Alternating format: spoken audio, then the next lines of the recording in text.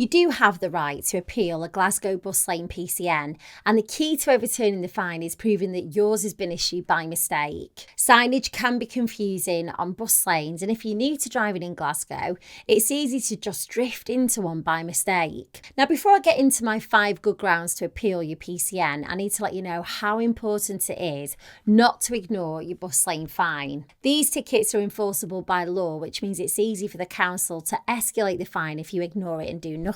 Bailiffs can pay you a visit if it gets too far, so best to communicate with the council. Appealing your ticket puts it on hold, so if you move quickly and the appeal's rejected, then you still might be able to pay the lower amount. Here are 5 strong reasons to appeal your Glasgow bus lane fine. 1. You didn't drive in the bus lane. Now, sometimes ANPR captures the wrong car registration when it's picked up on the camera. This is an easy fix because you can prove that that's not your car. Make sure that you make a copy of your logbook to support your appeal. 2. Your vehicle had been stolen when the offence happened. Not only has someone taken your car, but they've given you the pleasure of a PCN. Now, ask the police for the crime reference number so that you can back up your case. 3. You weren't the driver. Did your partner, the kids, or take your car on a trip into the bus lane? If so, you'll have to name them by law if you don't want to foot the bill for the fine. 4. You didn't own the vehicle when the offence occurred. Now, sometimes there's a delay for transferring the details when you send your logbook to the DVLA, so you can contact the DVLA to see if they can provide you with some evidence to show that you weren't driving. And 5, the PCN arrived after 28 days. Now, it can be contentious, this, but the authority must serve a bus PCN within 28 days of the offence. Any longer, and the fine will be deemed out of time.